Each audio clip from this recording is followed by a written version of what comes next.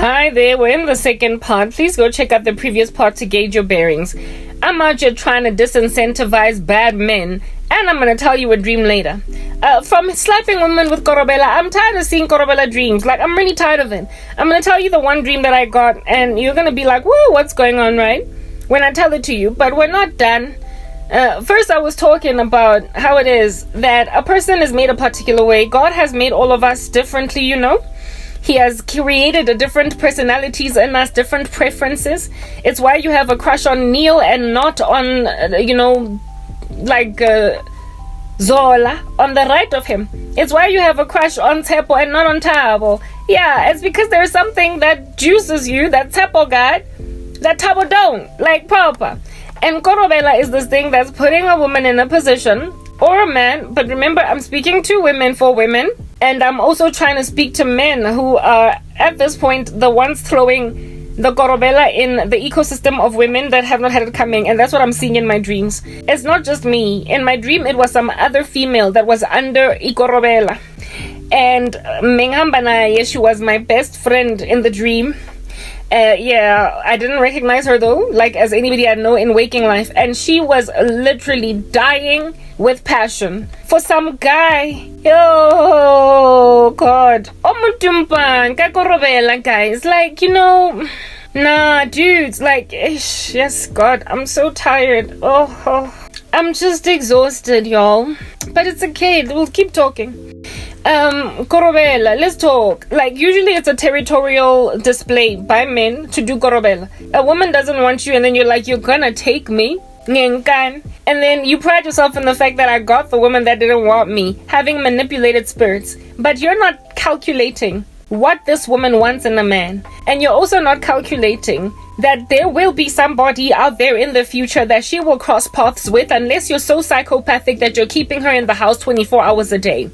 Yeah, there will be somebody that she will meet out there that's going to do it for her, that's going to turn her on with the things that she prefers. In other words, if you're boring, like the guy from the US was boring, and this chick meets a funny guy that makes her giggle from here to Timbuktu without even trying, it's inevitable that she's going to develop feelings for him and then find you lackluster, find you boring. I'm not speaking about losing juice in a marriage, fine, so stuff like that does apparently happen. I wouldn't know, I've never been married. And I've also never lost juice in a relationship, but yeah, stuff like that does happen. Never lost juice. Even in my 5-year relationship, my ex became a fool, but juice was never lost. Yeah, and when you lose juice, then all of a sudden somebody else looks like they got better juice, that's just being naughty and silly and not exercising self-control and beating your flesh into submission. You know, when you get into a marriage with somebody, what you're marrying and how heavily and violently in love with him you are. So when you start to lose juice, you better find a juicer, find a blender, and put yourself in it and get juiced, make it work, like goodness. But there are people who ain't never had juice. Like, there was never any juice. We're talking about a prune over here, bit of a dried apricot. It's always been a dried fruit. And there's nothing at all that can ever, juice. Hebatung juice, guys, juice, you've always been that prune. You've always been that raisin. But you out here properly still getting married. Why are you getting married as a raisin? Like, you should be a full grape. A full grape, so that if at all you experience somewhere along the way in your marriage being converted into a grape, into a raisin, you will remember that you entered the marriage as a grape, and so yours is to go and find you some water, find you some juice. But when you've always been a grape, where are you gonna find the juice? Where are you gonna find it's never been there. You can't just manufacture juice ex nihilo. How are you gonna go and think that Korobela's gonna give you juice? Ex nihilo is how God created the earth. He created the whole planet out of nothing, something out of nothing. Yeah. Witches think they're God, and so they're out here trying to manufacture juice. I'm sorry.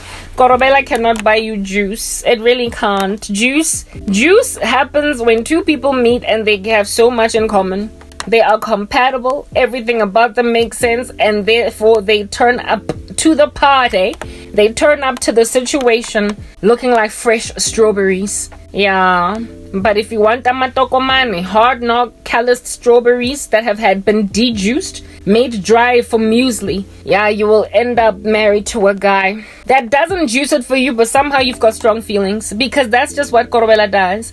It brings feelings in a person's heart that don't belong to them. It makes them lust. Lust is the operative term. It's never love, it's lust. It makes them lust after the object of their juicing. And so here it is now that you just want to lay with this guy that you have nothing in common with. I'm not saying they will cheat, because women tend to delay. They tend to hesitate when it comes to cheating in a way that men, more easily go out like that. But as territorial as men are, you don't want some other dude making your woman giggle up a storm like no man's business. Oh, Tabo. Oh, stop, dude. Goodness. Oh. Ain't no man want to see their women doing that with another guy. Like, no man wants to see their women on some, oh, it's okay. Like, no, like you did what? No, really? You will fight. You might even become a bit violent. And then this guy will go America. You turn. Girl, you know I don't play. Eat the cake, anime. Eat the cake, anime. He was Ike Turner. Not long dumpa that guy for simply laughing at the joke of a teller. He was gonna beat me up for simply making a joke with a petrol attendant. That Ogie was going to shapamiga tufitang dripela nkutla just because I spoke a little bit longer with the clerk, the bank clerk that was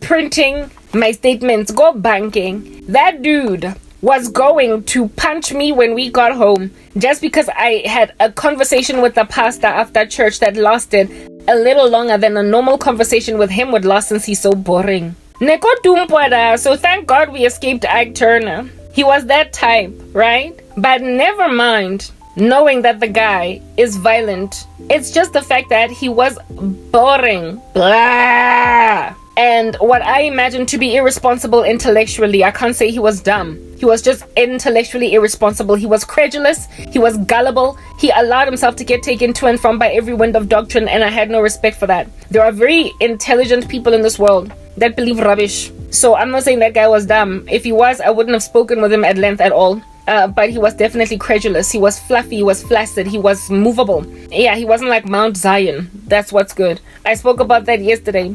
And then there was the issue with a mindset, things in this world, what you believe as a woman. So I grew up among certain kinds of guys that I used to hang out with. And among them, there was just a tacit understanding. Women can work, they can thrive and be independent and get their own everything and still be lovable, marriable, and never mind that, but also there is a way to talk to women where you will listen and then respond after she's done talking. I grew up among guys that heard me out, and I also grew up among guys that would never have ever laid a hand on a woman. I have never hung out amidst guys that were typically into slapping girls and stuff like that. So when you're the kind of guy that is just so untrained in how to relate with women, when they talk, you get agitated and aggro. You're always interjecting. You're a little passive aggressive, where you get irritated at their desires,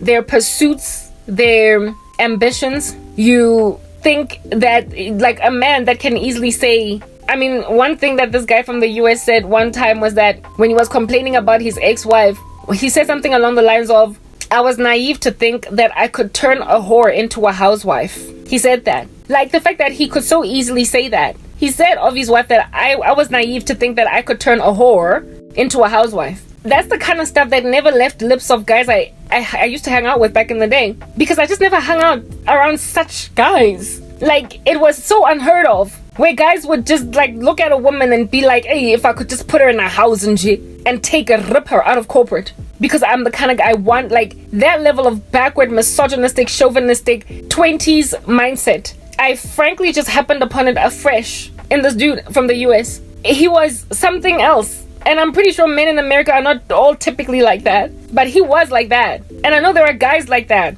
feel like umfazi kwamele abe endlini, a woman must be in the house. A woman must cook. This man was never trained how to love women, how to respect women. He's just always been so rough, so gintery. And he's always only ever been around women that always needed a guy to pay the way. Always needed a guy, like the kinds of women that take a guy slapping them because they don't have anything else. They're not going to school, they're not studying, they're not trying to get their own. They are 100% reliant on boyfriends until these men make them wives. So they take also cheating in their stride. He never grew up among independent women. He grew up in, like, you know, sort of kind of ghetto America, and where women just take a lot of rubbish because I ain't got nowhere else to go. I need my man to take care of me fully, through and through. That's the kind of man he was. He grew up in an environment where he was entitled to being a domineering sovereign patriarchy. That's not what I grew up in. I grew up in middle class South Africa, where boys and girls in school were both competing for grades, and we dated guys that understood that we're going to university, and dated guys that we met in corporate, working jobs, who never expected us to suddenly be barefoot pregnant in the kitchen once we're married. Like, those are the guys I hung out with. Those are the kinds of guys that I hung out with. So it was just such a strange phenomenon to meet a man that had that kind of mindset. It's like I got thrown into squalor and destitution, and then I attracted the kinds of guys that can only be with a woman that has nothing, that needs him for everything. It's one thing to meet a man in squalor and destitution, as I am in, that is like the kinds of guys that I used to hang out with back in the day. That, however, is content insofar as she loves him back, to take her as asokola and help her get her life back. You know, help her. I'm on some, I like her, and make something out of her. It's one thing altogether to meet that, because that's what I thought I likely was dealing with. Somebody that would have met a woman emaplazini and been prepared to get where she needs to get. I was dealing with a dude that finds a woman in the plazi and wants to keep her in the plazi and believes all women should stay in the plazi, and if they try to leave the plazi, they're disrespectful. That, yo, dudes, like, yeah, but Yazi, anomalous, creepy stuff did I happen upon just because of suffering. I lost a job. I like to say that I lost a job and people lost their minds. I've met some pretty strange people I never used to frequent the aisles of because they were not in my league. And like, yeah, anyway.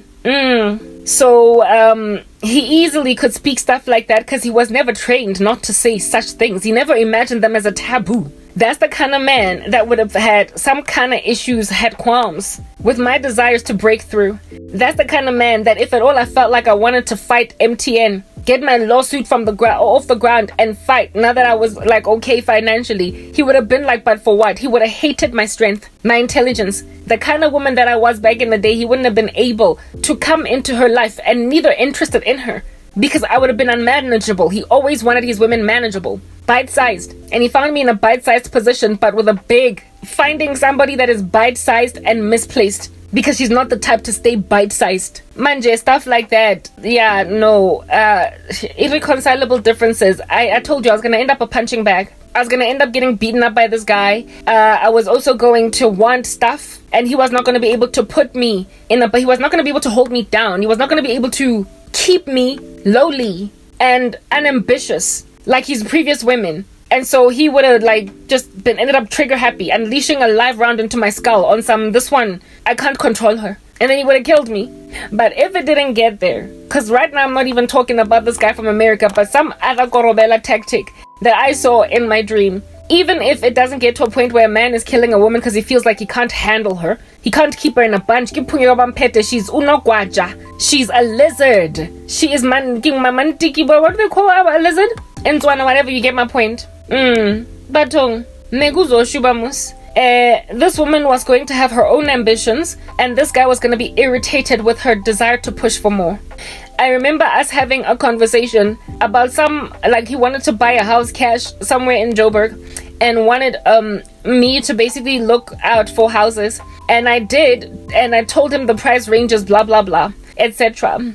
And then I kept on telling him, what then after that? Because the house that he would have purchased would have been, in comparison to what I ultimately wanted to live in, it was lowly. I still had ambitions to basically, never mind extend that one, but move out, rent it out, let some other people live there, and then go on right ahead to move into a bigger, better house. I've always had a dream to live in a house that had an island in the center, because I am quite the baker, and I also was, before I lost everything, quite the host.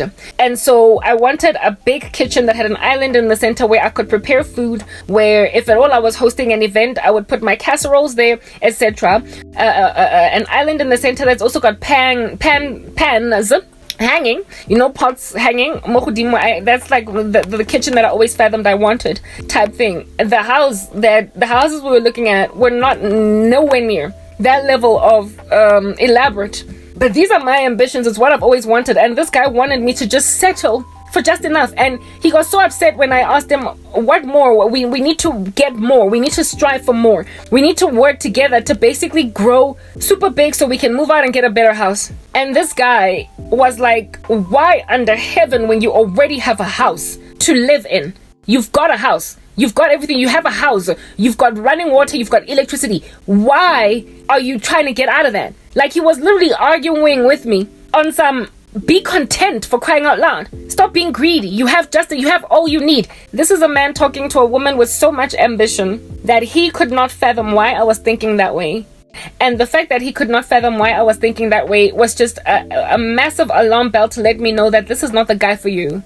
Because he's the kind of dude that's going to be content with buying some 3-bedroomed house that he's going to live in forever. Children growing up in it from like grade 0 to matric, and when they go and they visit their parents they go back to that house. There's no way under heaven that I would ever have been the kind of parent whose children know one home that they grew up in from the time they were out of the womb to moving out, that they, upon visiting their parents when they're now adults, go back to the same house. There's no way that would ever have been my house. There's no way. There is no way. I understood that I was going to grow from strength to strength to strength, and my kids were going to, every couple of years, move. Why? Because mom and dad were going to upgrade. It was like, that was just it. I was not ever going to be able to afford, at the very beginning of my marriage, the kind of house that I ultimately wanted. I used to watch these shows, not Extreme Makeover, and I still do to this day on YouTube. But there was a show on DSTV back in the day that showed home makeovers. Yo, guys, my mom is also like that. A massive fan of home and decor, such that, like, proper. There is no way under heaven that I would have ever been content with one house for 20 years. It would never happen with me. Never. Like, properly, it would never happen. For the sake of not moving the kids out of schools and stuff, I would have stayed maybe in the same city, but certainly not the same house. Certainly not the same house. It just would not have happened. And this dude wanted us to buy some sikoti that was just enough for the two of us and maybe some 2 new babies. And us never get out of there. Yo, this is Karabo, but that's the thing. He doesn't know that. He doesn't know how I used to think. Yeah, it's a completely different guy here. This is somebody that has a very different mindset from what I grew up with. He doesn't get it. And if he doesn't get it, he will never get it. He will always think of me as greedy. And really, frankly, I want more than what he can afford. But that's just the thing. I wasn't even trying to make it about you affording it alone. I wasn't some irresponsible little Bobby girl trying to get Ken to buy me a mansion. I wanted to be able to afford to get the mansion. The two of us. A house that is the type of stuff that MTV home makeovers or whatever is made of. I wanted a beautiful but warm home. Not too big, however, very spacious. Very roomy and very homey. I wanted to ultimately get, maybe by the time my kids got to the age of, let's say, 14, 15. Then maybe we might stay in the same house and never move again. But from the time when they are like fresh out of the womb, we are dealing with maybe like at least like 3 to 4 movings of homes. 3 to 4. Why? Because we're growing in grace. We're growing in strength. We're getting promotions. We are buying new homes. As a result, we're able to, you get my point, level up. Like, this dude was not interested in leveling up. I was like, yo, this guy's retired in his mind. Retired, he's done, he's finished. That's the thing. He was married twice before. And he is meeting a woman that is yet to move into a home with her husband for the first time ever. I'm like a bright-eyed and bushy-tailed 24-year-old bride in my heart and in my mind. But he is a middle-aged man with 2 ex-wives, and he thinks that this woman is too ambitious. Yo, Yazi, bring me down to your level, why don't you? Stuff like that. When a man has got that kind of mindset, and then he slaps you with korobel, he sees you. Like when this guy found my content on YouTube, I was still underground, and the background environment that I was recording from was my apartments before I lost everything. I lived in some pretty beautiful apartments. If you were to see those videos on YouTube, you would also agree. They currently privatized, but I had very beautiful apartments, fully furnished and with great finishings. Dude, that was a young woman that would obviously just continue to level up from there. You saw how I used to live, and then you want to make me settle for some mokoti that really frankly is okay as a starter pack. Why at 40 am I doing starter? But you know, we understand. I went through a rough patch, but it's gonna be a starter pack. It's not the end. It can't be. Not for me. I will never be content. I will never be content in an environment of that nature, because I knew how I am. And if a man does not understand that the two of us gotta level up, we gotta grow together, we're going into the sunset, we're gonna balloon, but he just wants to stay in Jeffela chilling. There are women that are cool with that. All I want is a house. Okay, girl, go get your house. But there are others that want finishes. Do you understand what I'm saying? There are others that want to level up. There are others that want an island. I literally took it to God in prayer. I was like, Father, please bless me with a house that has a kitchen that has an island in the center, so I can roll my puff pastry with ease, without bashing into the bread bin, without bashing into the corner of the stove, give me so much space that I can make all the puff pastry that I want. I want an island kitchen, or a kitchen that has an island in the center. Yeah. And that dude was basically telling me to give up on that prayer. That house was too small for us to fit an island, and even if we did, it would be fostering. You know how some people foster with yards that are the size of a peanut to put a swimming pool in the back? The type of swimming pool where you splash in and just kind of stand in one spot because you can't actually do actual laps. It would have been fostering. That's what's good. When a man does not get that mindset in a woman, if he feels like you are greedy or overambitious or overzealous, you have no business being together. If he thinks that your mindset is too broad or that you are naive, then go and be with somebody who don't think you're naive then. Someone that thoroughly imagines that what you're thinking is feasible. It's well within reach. That dude was so retired, he was so finished living, he was so done living that he could not take my big dreams. Yeah. But like Korobela will cause you to fall in love with a man like that. Korobela will make you think it's okay to walk down the aisle to a man like that. You will know what you're uncomfortable with. On your wedding day, it would be like wearing a somnganga somtsompareng. It's like you're wearing some tight figure hugging dress that's not gonna accommodate you eating. Never mind a 3-course meal, but a pea. Mara, we're not busy just so you can have that somnganga somtsompareng, so you can look really good and slender. You're gonna go and wear a dress that is 2 sizes too small on your wedding day. It's going to give way as you walk down the aisle, girl. There's gonna be a rip that's gonna embarrass you, exposing the moon behind there. That's what's good. Just because when you just are desperate to walk down the aisle, to sing I do my I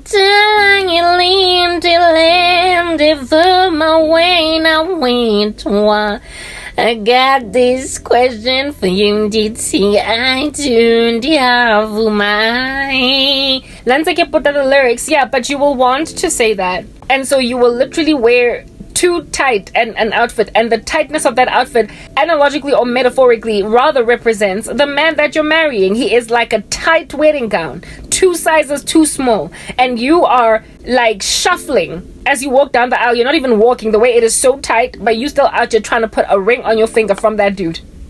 He has made you uncomfortable, squeezy, moving into a house where, hey, Alice in Wonderland, have you seen that scene in the show where she eats some little cookie that makes her too big, and then next thing she's like, scrunching up.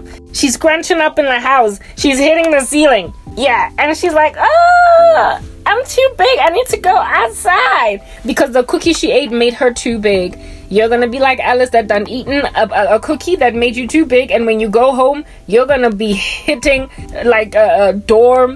What do you call that thing? Like, you know, is it the rim? Angasi. You'll be hitting the door rims. You'll be like, you know, bashing into some chandeliers the way you're so tall. You'll be out here hitting corners of like furniture the way there's just no space to move.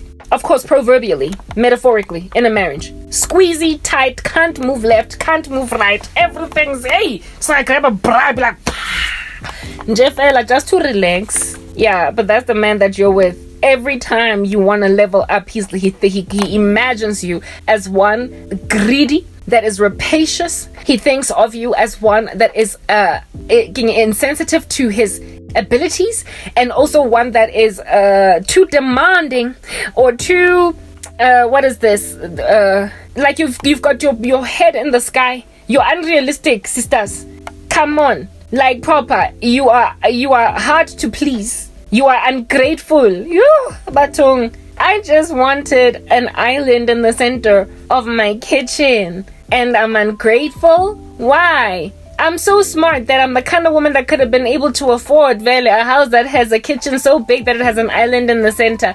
So why, since I'm still that smart and I haven't lost anything of that je ne sais quoi, must I now suddenly realize myself as one that's ungrateful? Explain, please, brother. And then when you work alone on that particular goal, they become passive aggressive because men love to provide. Yeah. Marakorobela will make you walk down the aisle to a guy that is gonna make you a little bomba wearing the dress of a figurine on your wedding day. But hey, like I said, korobela.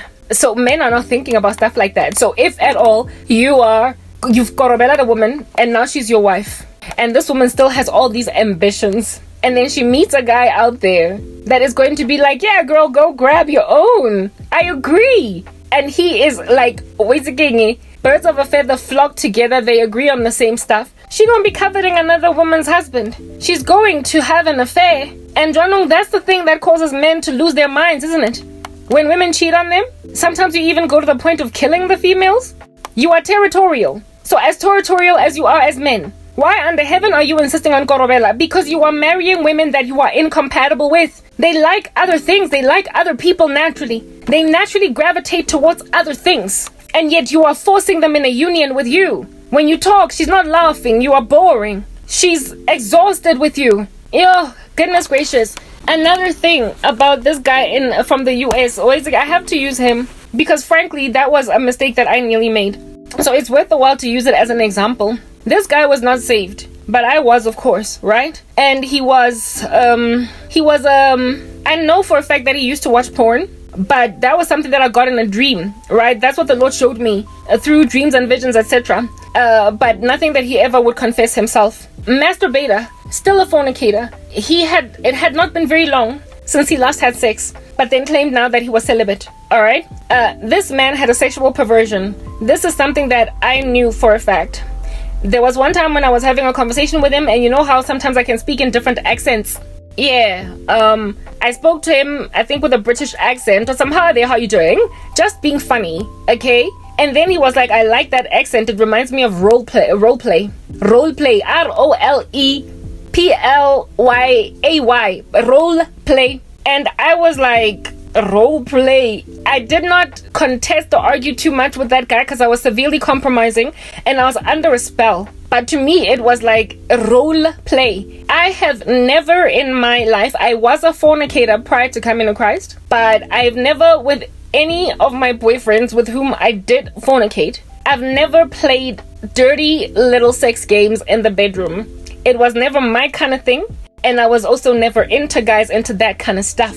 Like wearing a little nurse's outfit, wearing a little doctor's outfit, wearing a little like a dominatrix outfit, fishnet stockings. Oh goodness, no. I've never been that girl. Neither did I ever desire to be that girl. I did not have a low-key fetish to be that girl. I found it tactless. I wanted nothing to do with it. Sex has always been kind of sacred to me, even though I was fornicating. I did not want a guy treating me like a harlot in the bedroom, like a prostitute. I would not have wanted a guy to basically vomit his fetishes on me. I would have been absolutely and 100% felt very violated.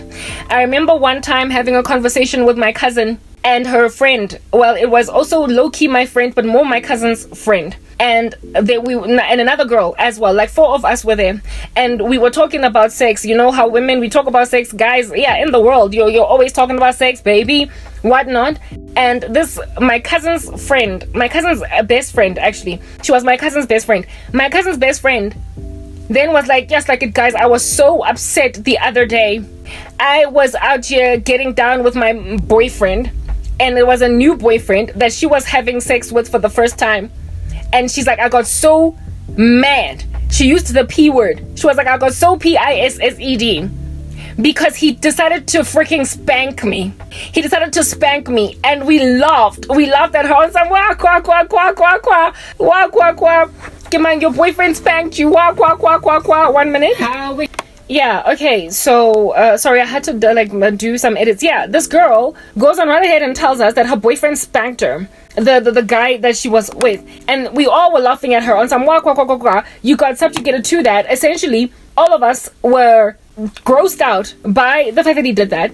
We knew that the only reason why a guy would do that is because he's wholeheartedly addicted to pornography. Because where under heaven would you ever find that? Or he's got some kind of a sexual perversion. That he's got some kind of what is this? Is it a domineering, like a fetish? It's fetishistic, like bondage and using whips and spanking and all that jazz. Like rough is fetishistic and demonic. And even though we were not saved, we nonetheless got that. We understood that that was like a whole thing. It was an issue. And this girl, her boyfriend, subjugated her to the tyranny of being spanked, and she got mad. She got angry, and then told us that she basically told him, if you ever do that again, you will literally never ever see me. So now that you understand what kind of context I come from, what kind of ecosystem I was raised in, I would never have been the kind of woman to just 1 minute. I would never have been the kind of woman to do funny little strange stuff in bed. This guy grew up in a completely different ecosystem from me. He was a completely different kind of guy. He grew up amidst a completely different kind of people, and they did completely different things. And girls in that ecosystem embraced completely different things too. In the bedroom, like, yeah, whatever, like, fetishistic. He just had a lot of sexual, and he was also heavily fetishistic. So I imagine that this dude would have probably subjugated me to the tyranny of, on our wedding night, like proper spanking me. I would have been shocked out of my mind, just like that woman, that girl back in the day, the friend of ours, telling us that, well, guys, you're not going to believe what my boyfriend did. I was so mad. But this time around, it's not a boyfriend. It's a husband. It's somebody that you married. And he's out here whipping you. He's out here spanking you. And then he also expects role play in the bedroom. Look, I get that there are people who are content with that kind of rubbish. And I have never been at ease with it. Even before I came to Christ. I was never what they would call a freak. Yeah, no, that's not me. So if at all you find that boring as a man, fine, go on a porn set, go and find some prostitute, or go and find a woman in this world that's happy to give you that whole experience, a nun experience that you're gonna have sex with, wearing a nun's outfit, or wearing a waitress outfit, or wearing a whatever, like proper, a farmer's outfit, wearing a cowboy outfit, and then like that jumping up and down like you're on a horse, like Genuine in the music video, yeah, pony, for crying out loud. In the bedroom, I would feel all of those theatrics are just perversions of sex that would have nothing to do with God first and foremost. And even prior to me coming to Christ, I still wanted nothing to do with them. It was for some other creepy, weird people. And it is unfortunate for anybody that has graduated to that level. It is unfortunate for anybody that has gone on to that place where they have allowed themselves to walk in sexual perversions, because that's what is happening all over Netflix. Because that's what women in Sex and the City are talking about. Because that is what women in shows that are very, look highly, revered by young women. That's what they're covering. That's what they're doing in these shows. And so now women that before have never been spanked are suddenly happy to experiment with spanking by boyfriends. I know the world is getting darker and darker. And I know that likely even that same woman that could not, that was shocked out of her mind and annoyed at a boyfriend that spanked her, likely today is content to be spanked by the man that she is with, right? I know that people have declined morally, but I haven't. Why? Because I came to Christ. And so more so are those things an abomination to me. But this dude, not only do I suspect that he would have likely spanked me if we got married, but he would have also expected other things of me to be done. He would have experimented with other things, other toys, paraphernalia. Why? Because he hinted when we were talking.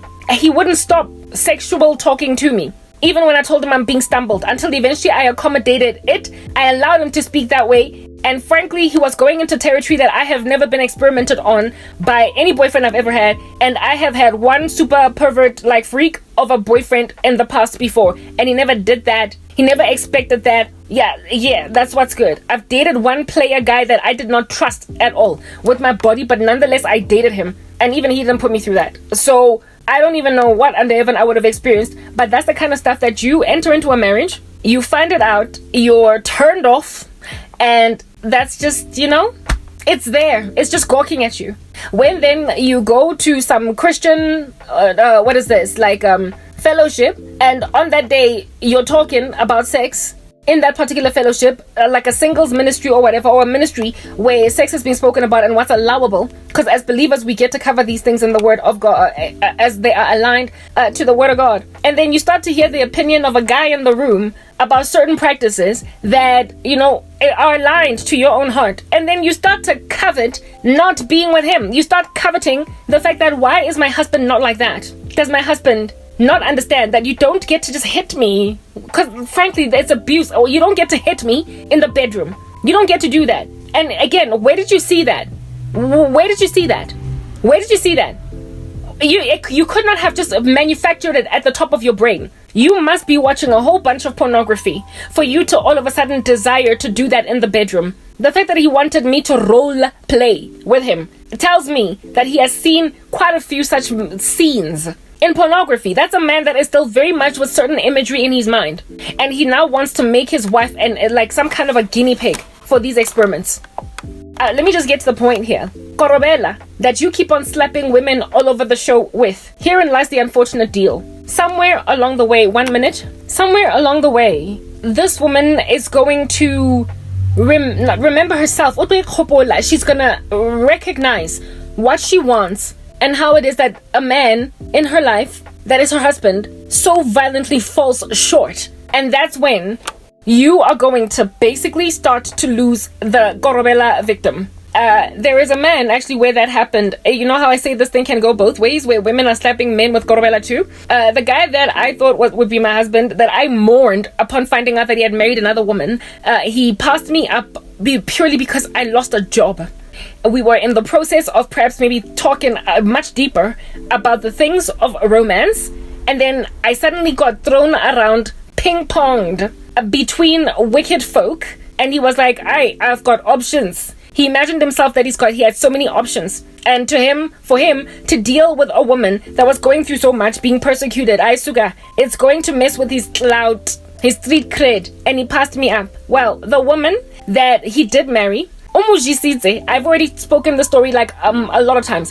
First of all, she did a spell to put me in a river somewhere, bury me. I already made communication of this. She did not know me, but she cast a spell on this guy to make sure that any woman that has his heart, truly, does not, that he does not see her. Hasangoma made her buy paraphernalia, like lipstick, miria basadi, dikipa, dieta, stuff like that. Bury it, call it damong somewhere.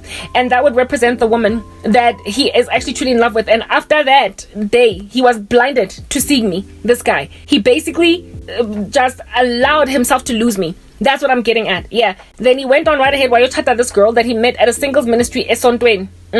And this woman, so she made sure that he looks at no one but her, that he looks at no one. That was it, to tarry the attention of my man from any other woman. And then also I'm showing a Korobela and a Begaminakpela. That's what this chick did to this guy. And yeah, they got married on his wedding day. He was drunk. The wedding night, he was drunk, from what it is that the Lord showed me. The Lord showed me a lot of this stuff because I was busy praying hard about him. During the time of him, like, he got married, and I found out only a year later. And before I found out, I was still praying about him. And God would keep giving me dreams, and I didn't understand what these dreams meant. God was trying to show me he married somebody else. He went and married some other woman. And I had a myriad of dreams. Among the dreams that I had, the day when he got married, like his wedding night, apparently, allegedly, she surprised him. Dominatrix outfit, like fishnet stockings and everything. And he was turned off. When I saw that, I thought that God was showing me he's your man, he's your husband, because some woman wants him and he finds her a turn off because she's the kind of woman to wear like dominatrix stuff in the bedroom, and he's not that kind of guy. He doesn't want that. He wants basically clean sex. He does not want a woman that's a freak. He just wants love making. That's it. Like, please, like, let's just keep it basic. Yeah, anyway, whatever. This dude was turned off by her fishnet stockings, etc.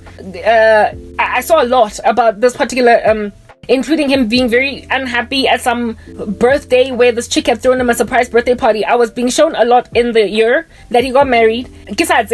God trying to show me he is gone. Like, stop praying about this guy. I ultimately found out, and it shattered me, broke me to a million pieces, like way too late. I mourned over a season and ultimately got over it. But this guy is exactly the thing that I'm talking about. When you slap a person with witchcraft to be with you, when you insist on and also on ikorobela, you are putting yourself in a position to freak a person out on the wedding night. You are putting yourself in a position to, since you're a freak, you as a rando, you that nasty like dominatrix, you're the one that likes cracking a whip and wearing devil's horns in the bedroom, and you could be trying to titivate some other person with your sexual fetish. It's your obsession. You're the one that's taken over by that demon, but the person that you're dealing with doesn't have that problem. And then you rock up with fishnet stockings and some kwai in a bedroom with some dude looking at you on some, what are you doing? What are you doing? And this dude that I was in love with, that I had to get over because he went and married another woman, was given a surprise of his life on his wedding night, where it is that he wanted a pure little virgin girl, and he got himself a dominatrix, whip cracking, fishnet stocking wearing, random fetishistic female in the bedroom. He got a devil when he wanted a bride. That's what Korobela does. You set the person that you have Korobela in a position to find you a violent failure in loving them. And well, I mean, if that's the case, especially with men, you're gonna face hardship with being cheated on, girl. Your man is ever gonna have his head out in the sky looking for some girl that's pure. He is going to covet envy, women that don't have a sexual perversion. He is going to long and salivate after good girls. But he's a married man now. He's a married man now, isn't he? Yeah. So that's why you should just wait on the Lord before you find yourself shock attacked inside a marriage. And also, the best way to protect yourself from ikorobela is by serving Jesus, loving the Lord, that he might snap you out of it. That dude was going to surprise me on the wedding night. He was going to insist on using all different kinds of paraphernalia in the bedroom, when frankly your own plumbing is enough. Like, let's just work with that. That's what's good. He was gonna insist on showing me stuff like sex toys and whoa, guys, that guy, I was in danger. I was in danger, and I was gonna be turned off by that. And y'all know how much more it takes for a woman to get to the height of sexual pleasure than a man. So when you're already turned off, it's like we're taking a plateau. Like, yeah, you're just gonna be lying there like a Nando's chicken. That dude was gonna show me flames. He was gonna show me flames. Yes, what? Flames. Yeah, I was gonna be shown flames. Hey, yeah, mara mega fosta, korobela something. And another thing that also causes people, men, to slap Korobela. This guy in the US was HIV positive, and he went and used Korobela to try and make me love him and accept him with his status. After we were talking, he went and tested and came back positive. He tried to let me go, realized that he couldn't, and then came back again with a whammy on some, you gonna love me anyway. So, Joanong, what in the world happens there? There are men all over the show, women too perhaps, who go test positive for HIV, realize how hard it is to fall in love when you are HIV positive, and then turn to witchcraft to make people be with them that they want, even in spite of having the disease. Basically, what is the word that I'm looking for? Improve their chances of getting exactly who they want, instead of having to settle for another HIV positive person or another person that is okay with their status but that they don't like as much as another person. When they like you a whole bunch and you're negative and it is a deal breaker for you and you don't want to be with them, like, what in the world? Like, when witchcraft can be used for anything in Jeffel. By the time this guy tried to come at me with his HIV, by then I was already moved on. I was like, he had already hurt me so much that I was like, because that was not what broke us up. What broke us up was that he went rude. He would not, there was like, this guy was just not for me. He was not for me. But he came in cracking a Korobela whip, and he was trying to be with a woman that didn't want to be with him. So now, when you are HIV positive and you make a woman fall in love with you and you make her accept your HIV status, that's something that a person is going to wake up inside a marriage and realize that this is too uncomfortable. I don't want to do it. I've never wanted to do it. It's a deal breaker. And so now all of a sudden, when the HIV in the run up to the wedding, you were content, you had spoken about it, you had both tested, you had both agreed that you are going to take all precautions to make sure that the one person stays negative while the other one is positive. But somewhere inside the marriage, she's going to look at him, see everything else that she doesn't like. The fact that you're boring, you don't make me laugh. I don't understand how you reach your inferences concerning arguments. You are a little freak that is out here trying to make out of me a sexual, like, diva, pervert, like, whatever, in the bedroom. And I find your fetishistic ways in the bedroom quite a turn off. And on top of that, you're HIV positive. I don't even understand why under heaven I am with you. Why am I with you? Because everything that you are, I did not want it. So now all of a sudden this woman is going to be looking outside on some footy. On top of that, I'm sick and tired of having to take medication when I'm not HIV positive. I'm sick and tired of having to take because people who are in a relationship with HIV positive people, there's meds that they have to take to prevent themselves from getting the illness.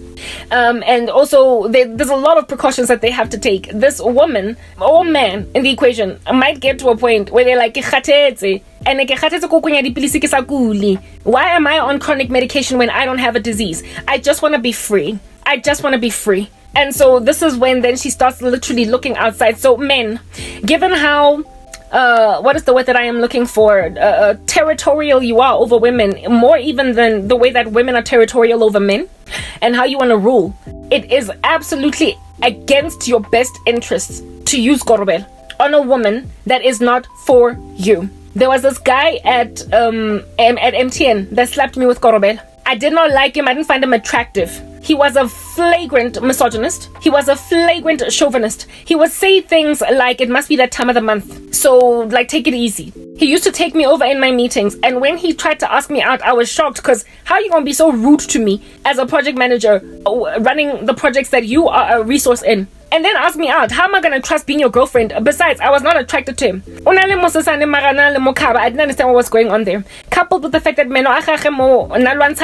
and I have a thing about teeth, okay? Which is another thing about this dude in the US. He's like, I have a thing about teeth. I'm sorry, everybody has their thing, guys. I have a thing about teeth. So I kind of prefer it for my guys' teeth to, more or less be like mine. Let's just leave it at that. Yeah, I have a thing about teeth. I also have a thing about lips, but let's just keep quiet. I prefer men with bigger lips because I've only ever been with guys with bigger lips. Mazolo, ahadnok, amilomu. I prefer that. So that guy had some pretty skinny lips, and that was annoying to me. It was boring. I imagined that kissing would be boring, coupled with the fact that he had they were not where I needed. They were too small. His teeth were too small. I have a thing about teeth, okay? I was settling with this guy, like in the worst way. I was not attracted to him as much as I would have been, even though I was to a certain extent attracted to him. But never mind the physical appearance, right? This other guy, and for me it was like, I don't want a guy like go see an orthodontist and then come after 2 years and holler at me, right? Type thing. And besides, I wasn't attracted to him. The thing that didn't bother the most about that guy, never mind never mind amangata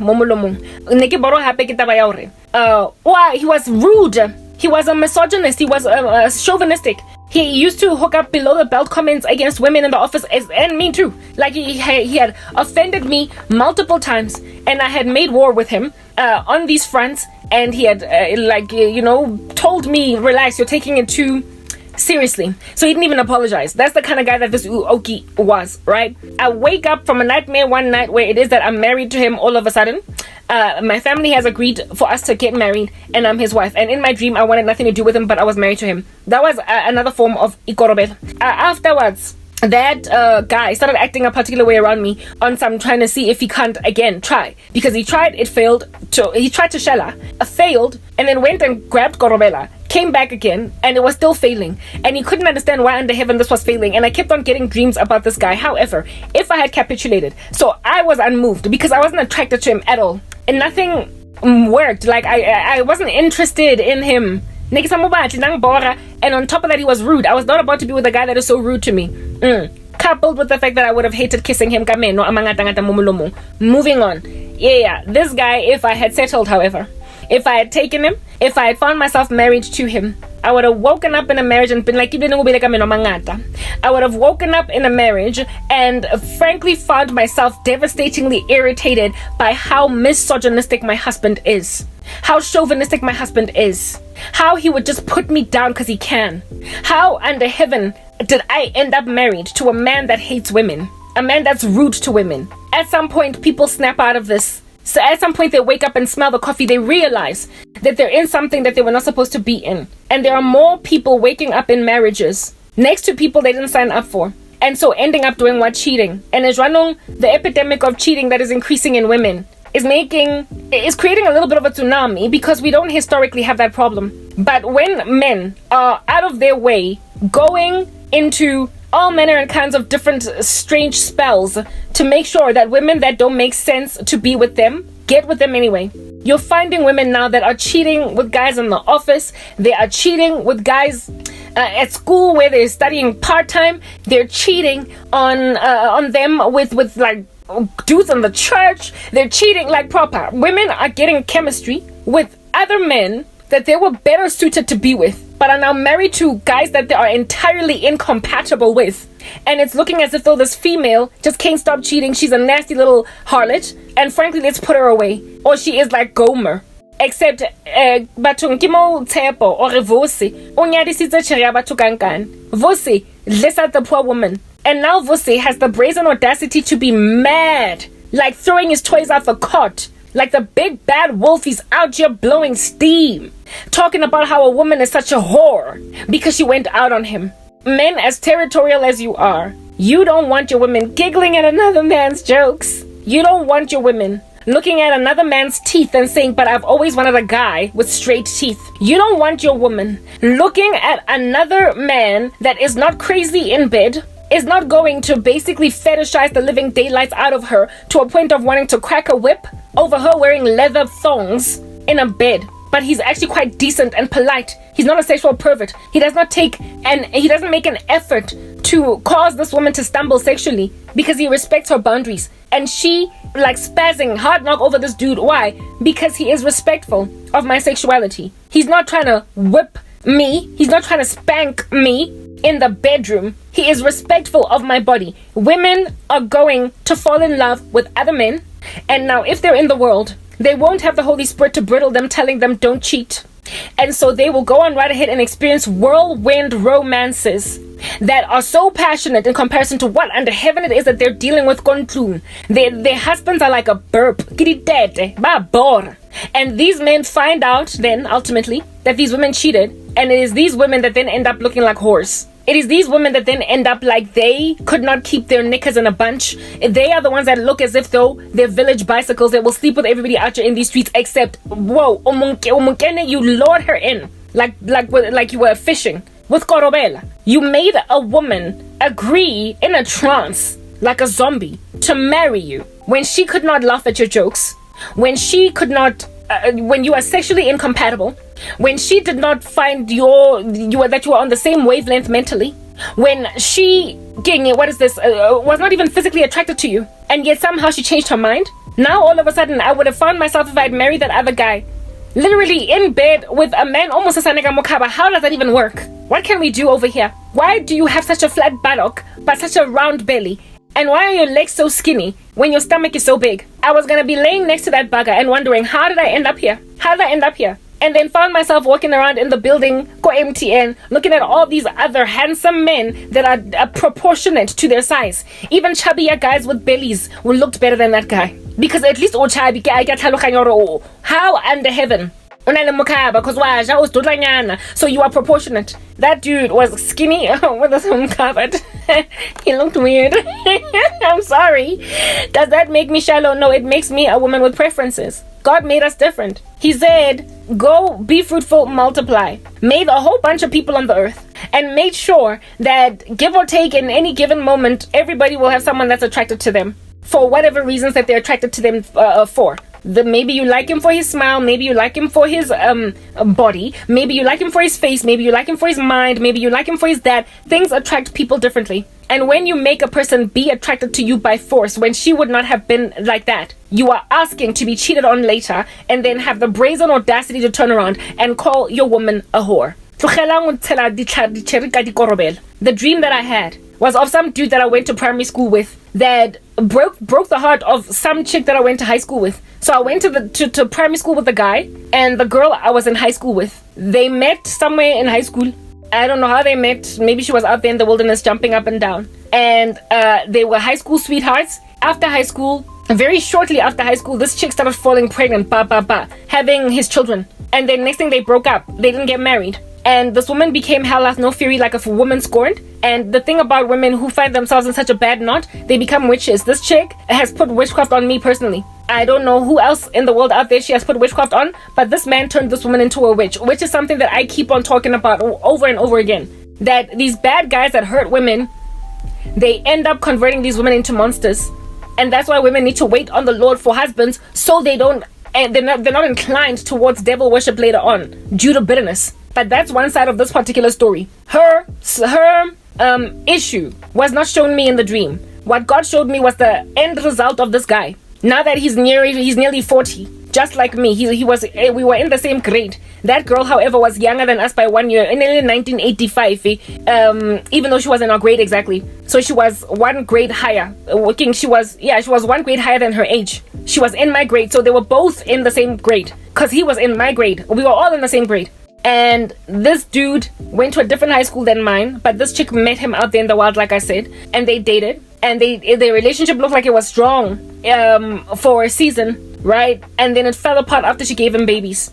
She shouldn't have given him babies out of wedlock, but I'm just saying, like, you know, these people, they do so much worse than their parents. The guy and the girl, both of them, their parents were still together all the way into old age, and then the two of y'all come together. Why did the parents not rebuke the babies that keep on getting popped? Why did the parents not be like, Tina, since a better thing, we raised you in a household where mom and dad were together all the way up until old age. Why are you breaking up? That you've put like 2 babies in, or 3, or however many babies they had. Anyway, whatever.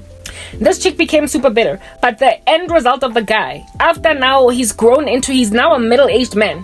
So he is no longer the young, handsome thing. Well, did I think he was handsome? It doesn't matter, man. You know, when guys in your primary school, you're always like, ew. So maybe he was handsome. But to me, he was just another one of these randoms out here, Moskolong, Bali busy. Yeah.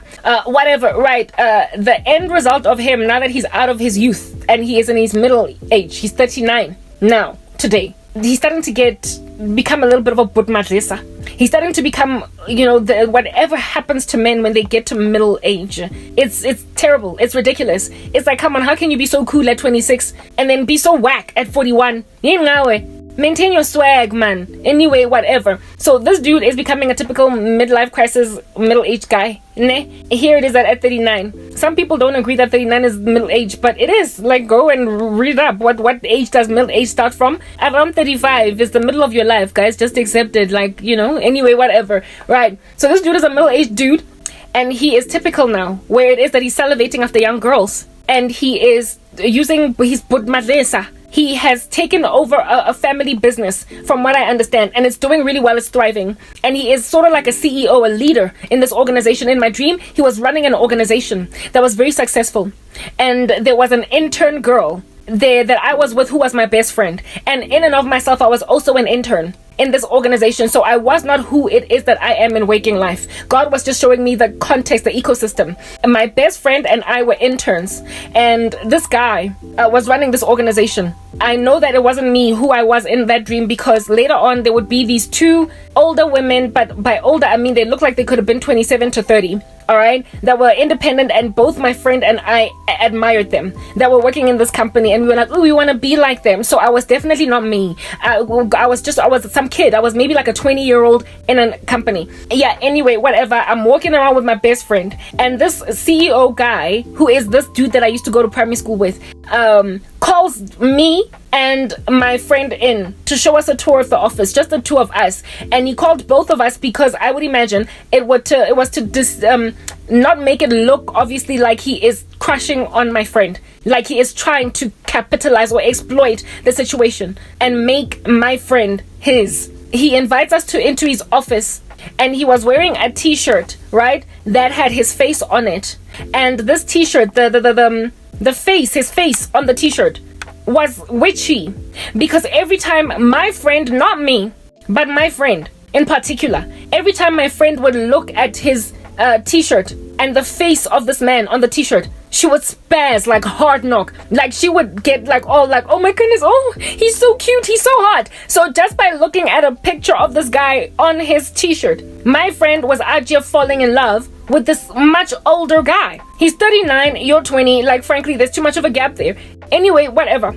My dream continued on in the state where my friend, every time she would see this guy's face, she would spaz and spaz and spaz. That dream ended with me admiring these other two professionals in this business, and I also went and took a shower.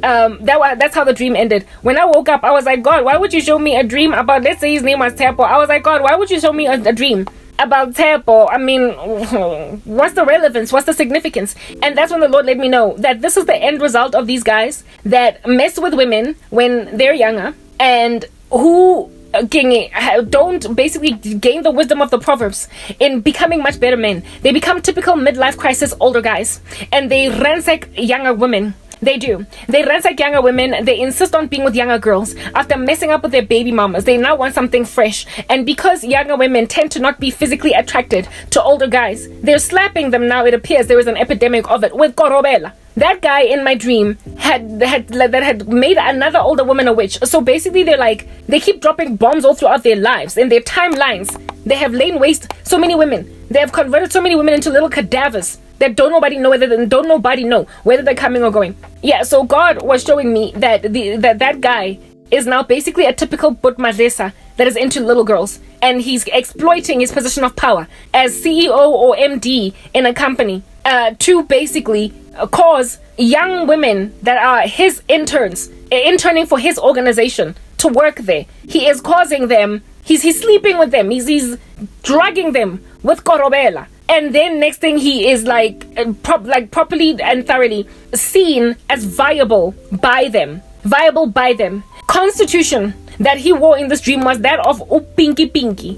So I told you guys about that movie that I watched on Showmax the other day called Pinky Pinky. It's basically this like sexually perverted guy that dies in a sexually perverted stance and haunts little girls in a bathroom and kills them. So basically these younger girls, these younger women, these men end up becoming a pinky, a haunting to younger women, and they're dead inside. But they lay waste younger women, and we know how the epidemic of HIV is being proliferated a lot among the youth. However, first being injected into their genome, their ecosystem, and their blood by older men. Middle-aged men are infecting Gen Zs or younger women, and these Gen Zs are infecting each other, and so it just keeps spreading and spreading and spreading. And this dude was like a typical But Madresa that's like nearly 40 trying to sleep with a 20-year-old girl. I used to find them disgusting in corporate go MTN where I used to work. These older kethas baba untidy but clumsy batlang these 25-year-old girls, and it's like, but you're married and you're like what, like almost 50, and yet he's out just salivating after you, telling you he'll take you to Cape Town, telling you he'll take you to Paris, telling you he'll whatever. It's like the cycle keeps on continuing. When you look at these guys in their youth, they look so good. They look like they could never ever ever be that desperate. They look like they could never ever be that keep on sharing our girlfriends. Yeah, and then you become a 40-year-old typical. Now that you're 40, you're busy when I'm 20-year-olds in the company. Like, these are my peers. I can't even believe they're doing that now. Where back in the day, they were the cool dudes that were looking at all the guys on some stop, like, shellaring our girlfriends. And now they're the ones shellaring the girlfriends of Gen Z guys. It goes both ways. You can't say a pivot, but they are slapping young women in Korobela. But you see, Korobela, just like I said, that's the thing about it. Ultimately, people wake up and realize, I don't even like you. You're 40. You're 40, and I'm 20. I don't want you. She's in your bed, and she's your second wife. She's gonna wake up and realize, I did not sign up for this. And then she's gonna go and right ahead and have an affair with a 25-year-old guy. The guy that was supposed to be her husband. The guy that was supposed to be the one that she goes into the sunset with. You went and snatched her, you cradle snatcher, and married her because we're not Korobela. And it had knocked since you're a big man, you're a chunky head honcho now. And as the head honcho that you are, you've got a lot more money to pay spiritists to make your witchcraft stick a lot harder. So you go and you usurp a Generation Z child, and you snatch that cradle and you put her in your house as a 40-year-old man. When back in high school, I thought you were bigger than that. I guess cycles keep turning, don't they? Tables keep turning, don't they? That's what these men end up as. That little Kesha is now afflicting. Do you understand? Young kids the same way that girl from my high school was just 20, 21 when she had his first child. So now he's basically regenerating her in this modern generation. He wants now kid number 3, 4, 5 through still a 21-year-old, but you've aged an entire 10 years. You've aged an entire 20 years. You're 20 whole years older, but you still want a 20-year-old. But understand that if you go and you marry yourself a 20-year-old as a 40-year-old man, she's going to go right ahead and have an affair with a 26-year-old when she's 22. And you will not be able to contain their passion. I'm just saying. So men, since you're as territorial as you are, it's highly advisable that you should stay your hand from Korobela, because then you are putting yourself in a position to be devastated, shattered, and talking smack about a woman about how she's such a whore, when you put her in a position to end up a whore because you lis at her. You dragged her in a trance, hypnotized down the aisle to marry you. And now that she realizes that now that she sees now that she does not laugh at your jokes, she dozes off and ends up like every time you have a conversation. Now that she realizes that you're actually kind of dumb and you are not on her level intellectually. Now that she's waking up to see these things in the marriage. Now that she is sick and tired of being spanked in the bedroom. She's gonna go and have an affair with somebody that is gonna humor who she exactly is. She's sinning too, but this is not about the sin of the woman, this whole discussion. It is about the fact that men, you are territorial, and that is a major bust in the cap of the knee of your ego. It is the very thing that you're trying to fight, rule women, and then she goes and subdues herself under another king. You want to rule her as a king, bashing your chest on a mountaintop like King Kong, and then she goes and like proper pays homage and bows down to another king and treats him better. That's the kind of stuff that makes men crawl up a wall, converts you into little murderers. Orange is the new black one. You will go to Sun City for killing a woman and her lover when you put her in a position to have a lover in the first place. I'm just saying, be disincentivized from using Korobel, because it does not pay in the end. That little rando in America, Mengazongi Kenya, he was not going to be funny. I was going to salivate after other men out there. I was going to wonder why my life sucks so bad. I was going to hate what it does to me in the bedroom. I was going to hate my life. And the Bible says, husbands, be heads over your wives. Wives, your husbands are your heads. Because of the fact that I was so much more intelligent than him, I was going to have a hard time submitting. I was going to have a hard time letting him be head over me. Marano, for him, instant gratification. He just wanted a woman, mine, grapes, that he was attracted to, that he was going to inspire attraction in her no matter what. And for all of 5 seconds, she would have been hypnotized walking down the aisle to him. And then she would have woken up and realized, where the heck am I at? I want to get out. I wouldn't have cheated, but I would have had a mighty hard time staying loyal. I would have had a very difficult time submitting. Not on fraza. I was going to hate my life. And I was always going to look at God on something, but why did you let this end up being my life when God would have given me everything I need in a warning? So women, first and foremost, turn to Christ so that you can survive such infiltrations. And men, I would implore you to be disincentivized from using Korobela, because at the end of the day, you want to stay kings, don't you? King, like a king in a different tribe, and put them on a pedestal. And so therefore bust the cap in the knee of your ego. You will continue with Korobela. It's all I can say. I'm creating a business case against Korobela, but if you want to carry on anyway and get your bread buttered on both sides, have your cake and eat it too, if you want to insist anyway, Ambani. But don't be calling your wife a whore 5 years later when she's with who exactly she was supposed to be with all along. I'm signing out in Christ's name, Cran K. Peace.